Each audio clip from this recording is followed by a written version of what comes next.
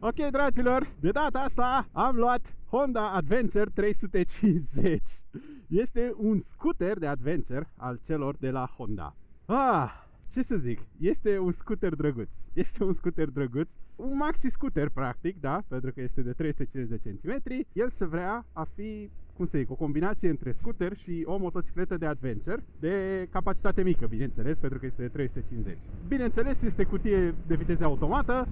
Poziția este ca la scooter și din prima pot să zic că îmi place foarte mult scooterul ăsta de adventure, pentru că mă simt cumva ca acasă pe el. Nu mi-a trebuit foarte mult să mă obișnuiesc cu el, chiar deloc. Se simte așa, gen ca și cum l-ai condus de 100 de ani. Serios. Chiar se simte foarte ok. O să fac același traseu care l-am făcut și cu Africa Twin, numai că pe bucata de off-road o să o las foarte, foarte moale. De ce? Pentru că chiar dacă are adventure în nume, acest scooter este mai mult pentru un adventure urban, ca să zic așa, da? Adică dacă trebuie să te urci pe o bordură așa mai finuț sau chestii de genul. Pentru că cursa suspensiei nu este chiar de off-road. E undeva pe la 12-13 cm, cred că ceva de genul, dacă mi-amintesc eu bine. Oricum o să pun toate specificațiile pe ecran ca să le vedeți, că nu stau acum să enumăr specificații, că n-are rost, astea le găsiți și voi pe internet. Prefer să vă zic cum să simte și senzația, de a conduce motocicleta asta. Scooterul ăsta de adventure. Bineînțeles, fiind un scooter, frânele sunt inversate și trebuie să-ți modifici un pic reflexele, dar te obișnuiești foarte repede. Da, îmi place, chiar îmi place poziția. Nu prea mă apără de vânt parbrizul ăsta, e așa, cam micuț. Probabil mai trebuie ceva extindere. O să ieșim prima parte a testului, bineînțeles. Ieșim cu ea pe un drum de viteză, să vedem cum se simte. Îmi dă foarte multă încredere să mă aplec cu ea, destul de mult. Sau cu el, nici nu știu să zic. Pentru că eu consider maxi scuterele a fi în motociclete, mult mai mult motociclete decât a fi în scutere. Poziția, da, e de scooter, dar motorul este ca la o motocicletă și accelerează decent. Am deja 100 la oră înainte să intru pe ocolitoare, deci clar poate să țină pasul cu traficul, mă asigur. Iar în full gaz, pentru că trebuie să-i dau full gaz. Și acum sunt încă în full gaz. Motocicleta slash maxi scooterul accelerează decent, se simte ok. La 125-130 se simte foarte ok, dar deja după viteza asta începe să simte un pic instabil. Asta așa ca și idee. Deci, sincer, aș merge cu el maxim până pe la 120. După aia n-aș mai merge, că mi se pare o exagerare. Frânele nu-mi dau foarte multă încredere. Nu par a fi genul de frâne care ai putea să le abuzezi, ca să fiu sincer cu voi. Cert e că oricum are ABS, deci aș putea să trag mai tare fără să-mi fie prea teamă. Dar, la viteză mare, la peste 100 la oră, când intri în frâne pe Honda Adventure 350, simți că parcă ceva nu e acolo, ceva nu se leagă, nu știu de ce. La viteza asta de 100, 110, hai să mai dau un pic. 109, hai, 110, hai 110, așa. La 110 se simte ok, dar după ce trece de 115, 120, deja îmi place că poți să te apleci foarte mișto în giratorii cu scuterul ăsta. Cred că m-am plecat mai mult cu ăsta decât cu Africa Twin în giratorii. Bă, îmi place. E o senzație foarte tare și comodă.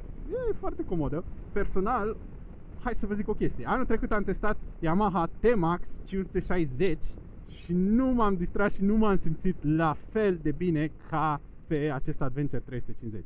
Chiar deloc. Acum o să încerc să fac o chestie de adventure. Ceea ce am făcut și cu Africa Twin-ul. Wow, din prima pot să vă zic că nu e o idee bună. O să-l las așa mai încet. Nu e o idee bună să fiu pe aici cu el. Și se simte chestia asta. Deci este de adventure, dar nu chiar, după cum spuneam, o aventură mai mult urbană decât extraurbană. N-ai cum să te ridici în scărițe la scooter ca să îți mai amortizeze un pic șocurile.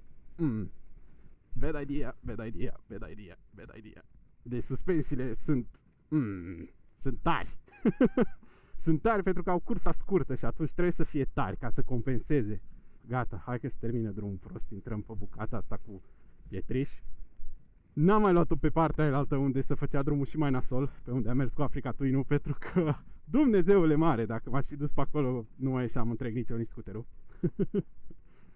Da, deci este un scooter de adventure care maxim poți să mergi pe un drum de genul ăsta cu el, în off-road.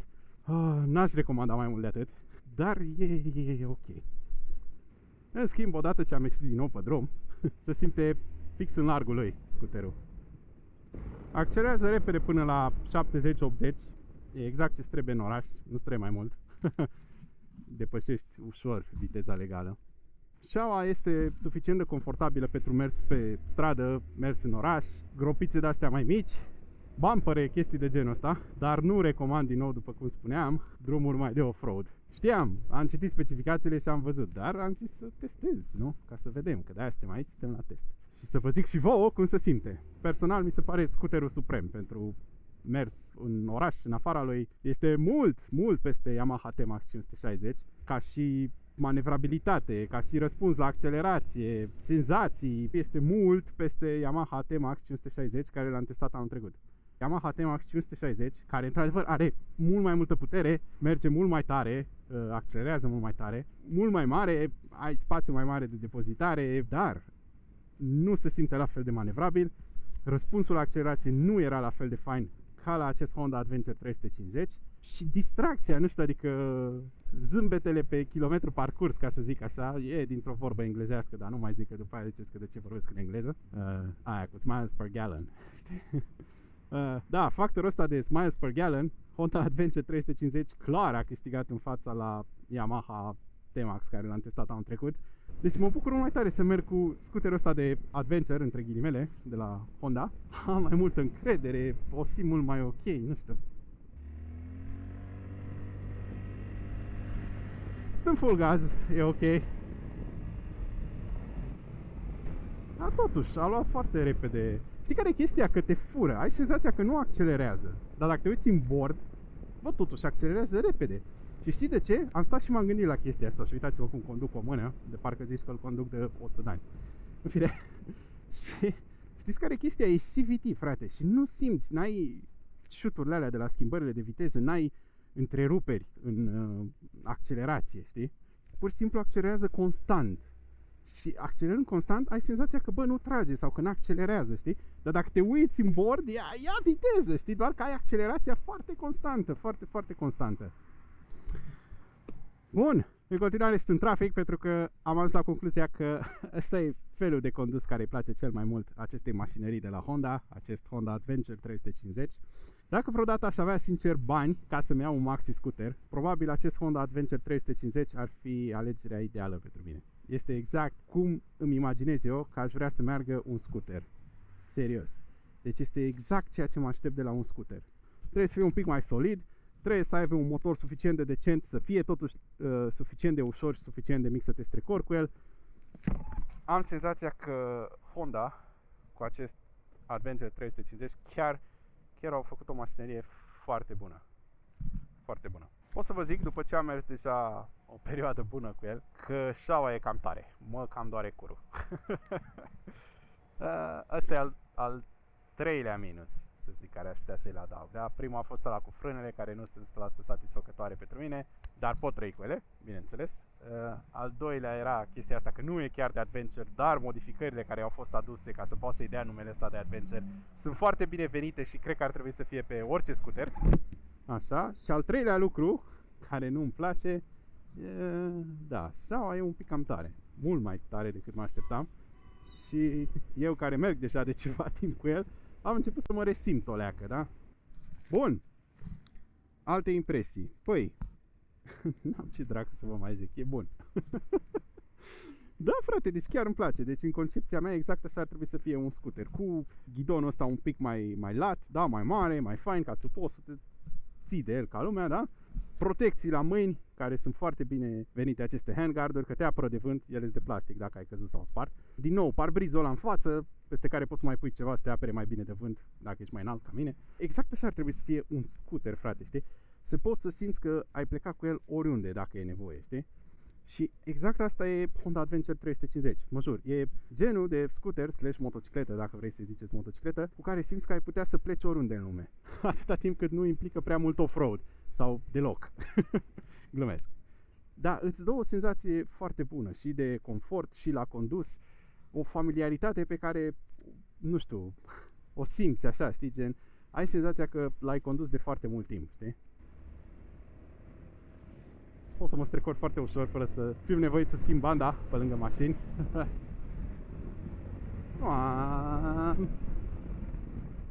Frâna, frâna, frâna! Jesus! Da, aș putea zice că frânele nu sunt chiar ce trebuie.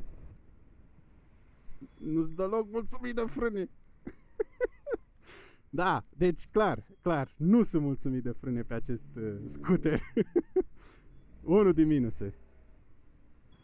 Uite mă, cum să parchezi mă așa? Asta nu o să o las în clip, doar ca să vedeți cât de mult poate să încurce traficul. Un bou, ești un bou. Asta este, un bou. Și cred că era o tipă și atunci ești o vacă. Lasă un pizda mă, du-te și parchează în altă parte, nu o lăsa pe prima bandă, pe una din arterele foarte circulate din acest oraș. Uite aici parcare la 200 de metri. Ce 200 de metri? 100 de metri mai încolo era, frate, parcare. Uite câta parcarea. Du-te și parchează în parcare. Dumnezeu! Da. Știu că nu e ok să reacționezi așa, bă, dar nu mai suport unii, frate. Deci, no, gata, mă calmez. Stăm în trafic. Aș fi putut să filtrez traficul foarte ușor, dar n-am chef astăzi. Astăzi n-am chef. Astăzi sunt pe chill, frate. M-am dat cu Africa Twin 1000, 100 și mi-a plăcut și am fost foarte mulțumit. M-am dat acum cu Honda Adventure 350 și mi-a plăcut și iarăs mulțumit, except în frânele. Da. A fost o zi bună. Chiar a fost o zi bună. Cred că o să public clipurile astea două la o diferență destul de mică unul de altul, ca să înțeleagă cumva așa, știi? Pentru că fac referințe, da? Mai ales în ăsta fac referințe la Africa Twin și atunci o să vă fie mai ușor să înțelegeți. Deci asta înseamnă că deja ați văzut clipul cu Africa Twin acum câteva zile. La momentul ăsta când vedeți ceea ce zic acum. Însă testele au avut loc în aceea zi. A fost un eveniment Honda cu ajutorul celor de la Moto24 și să le țină Dumnezeu obiceiul, că sunt între puținii care fac astfel de evenimente. Ei și cu cei de la East Bike și cred că mai sunt cei de la Ural.ro care mai fac chestii de genul ăsta. M-am plimbat foarte mult astăzi și cu Africa Twin-ul, m-am plimbat foarte mult și cu Adventure 350 și încă o dată vreau să le mulțumesc celor de la Moto24 și celor de la Honda pentru că au făcut chestia asta posibilă. Dragilor, mersi mult, m-ați făcut foarte fericit astăzi. Foarte, foarte happy. Chiar și zicea tipul ăla că, vai, dar ce zâmbiți după ce am mers cu Africa Twin. Păi cum căcat să nu zâmbesc? Zi-mi tu mie cineva care se dă așa trist după ce merge cu o motocicletă de genul ăsta, frate, știi? Africa Twin sau scuterașul ăsta care iară e foarte drăguț. N-ai cum să cobor trist de pe așa ceva, e o jucărie. Și îmi place că pe ăsta, doamne, și pe scuterul ăsta mă simt atât de relaxat. Deci merg atât de relaxat de parcă zici că, nu știu, ne știm de ani de zile. Mamă, cât fum scoate ăsta. Uite așa murim de cancer. Uite gurea mă, să uite cât fum poate să scoată Meganul ăsta. Dumnezeu! Ioi, noroc că eu opresc aici pe dreapta la Moto24 să le las jucăria. Doamne!